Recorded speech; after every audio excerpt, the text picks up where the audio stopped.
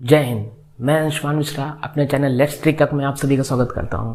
जैसा कि आप सभी जानते होंगे कि हमारी कॉन्स्टिट्यूशन के पार्ट्स की सीरीज चल रही है, जिसकी पार्ट 3 भाग 3 की हम लोग आज डिस्कशन करेंगे। भाग 3 2 से 3 सीरीज़ में चलेगी, क्योंकि ये थोड़ा लेंदी सीरीज़ है, तो इसमें हम लोग ज़्यादा से ज़्यादा आर्टिकल पढ़ने, क्योंकि 12 से लेकर 35 आर्टिकल पढ़ने हैं। बेसिकली ये है क्या, इसमें हमें क्या पढ़ने होते हैं? फंडामेंटल राइट्स पढ़ने होते हैं। फंडामेंटल राइट्स हमने लिए कहाँ हैं? फंडामेंटल राइट्स हमने अमेरिका से लिए हैं, ठीक है। क्योंकि आप सभी को पता होगा हमने अपने कॉन्स्टिट्यूशन के सब कुछ ना कहीं से बोरो ही किया है, तो ये हमने अमेरिका से लिया है। फंडामेंटल राइट्स जो हमारा है, ये आर्टिकल जो हमारा है, इसको भारत का मैग्ना कार्टा की संज्ञा भी दी गई है, ठीक है। क्वेश्चन पूछता भी है कि भारत को मैग्ना कार्टा की संज्ञा किस आर्टिकल को दी गई है, तो आप सभी को बताना होगा कि हाँ, मौलिक अधिकार जो फंडामेंटल राइट्स हैं, आर्टिकल 12 से लेकर आर्टिकल 35 तक के। तो इसकी सीरीज़ की हम लोग स्टार्टिंग करते हैं, जिसमें हम लोग जैसे कि आप सभी को पहले पता होगा कि पहले हम लोग में 7 प्रकार के फंडामेंटल राइट्स होते रहते थे, लेकिन हम लोगों ने संपत्ति के अधिकार को 44वें संविधान संशोधन 1978 के द्वारा हटा दिया गया।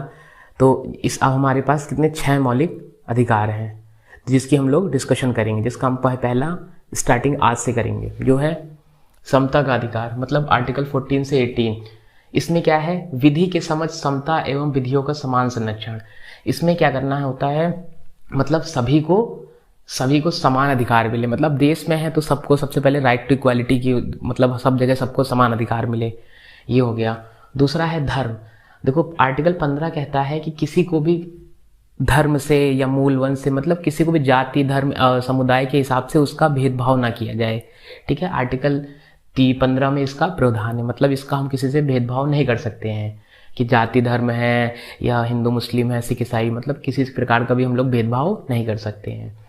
आर्टिकल 16 लोक नियोजन के विषय में अवसर की समता, ठीक है। इसमें क्या है? आर्टिकल 16 के अकॉर्डिंग ये है कि जैसे कि आप सभी को पता होगा, आप लोग कॉम्पिटिटिव एग्जाम तैयारी करते हैं, तो हम लोग सरकारी नौकरियों के लिए सबको समान अधिकार है। हम लोग अगर पब्लिक सर्विस में नौकरी करना चाह रहे हैं तो सबको समान अधिकार है।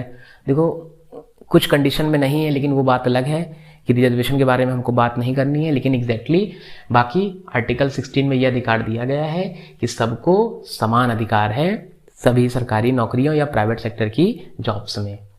मतलब एक तरीके से कि जो भी लोक नियोजन के कार्य होंगे उसमें सबको समान अधिकार होगा। आर्टिकल 17 क्या है? Abolition of untouchability. मतलब जो अनटचेबिलिटी होती है, वही छुआछूत तरह की जो चीज़ें होती हैं, उसको क्या है, उसका हमें विरोध करना, मतलब उसका प्रतिषेध है इसमें। तो किसमें है? आर्टिकल 17 में।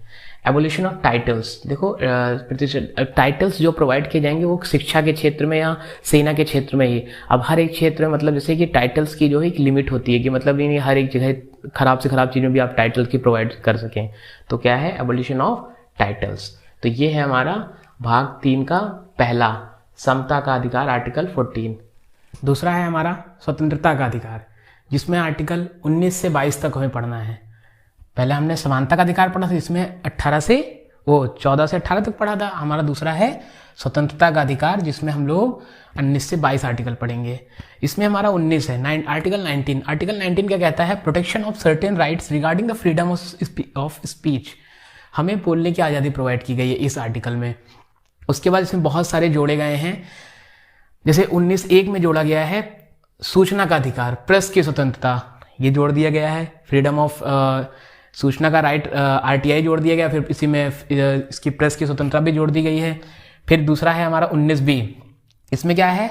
आप कहीं भी सभा कर सकते हैं, जैसे कोई रैली या सभा करनी है, शांतिपूर्वक आप कर सकते हैं। इसकी भी आपको 19(B) में छूट दी गई है।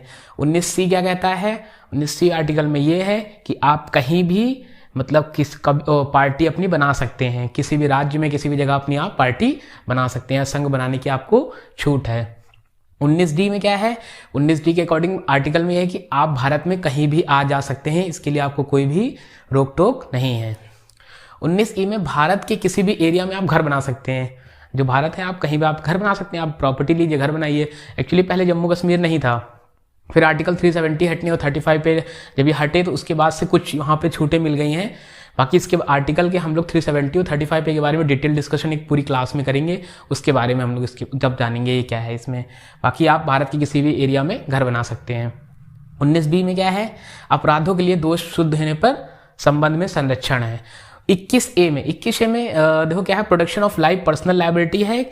दूसरी है जो सबसे इंपॉर्टेंट है, 86th अमेंडमेंट 2002 के according provide a free and the compulsory 86th amendment 2002 के according provide a free and the compulsory education of all children in the age group of 6 to 14। ठीक है, इतने जो 6 to 14 है उनके लिए कंपल्सरी और फ्री एजुकेशन की सुविधा दी गई थी। आर्टिकल 22 क्या कहता है, कुछ दशाओं में गिरफ्तारी और बिना निरोध के संरक्षण। तो यह है हमारा आर्टिकल 19 से 22। तीसरा है हमारा शोषण के विरुद्ध अधिकार, जिसमें आर्टिकल 23 और 24 आते हैं। आर्टिकल 23 क्या है, बलात् श्रम का प्रतिषेध, मतलब provision of traffic in the human beings and the force labour. मतलब एक तरीके से आप किसी को फोर्स नहीं कर सकते कोई काम करने के लिए, जैसे बधुआ मजदूरी होती थी इस तरीके के लिए, मतलब कोई फोर्सफुली आप किसी से कोई काम नहीं करवा सकते हैं।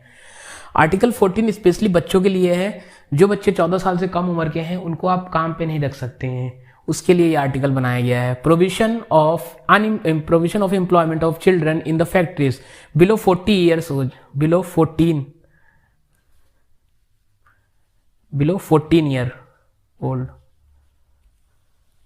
तो ये वहां पे नहीं है। आज की हमारी क्लास इतनी ही है। कल इसका हम दूसरा पार्ट लेके आएंगे जिसमें हम लोग बचे हुए 3 और जो फंडामेंटल राइट्स है उनके बारे में डिस्कशन करेंगे। Thank you. जय भारत, जय हिंद।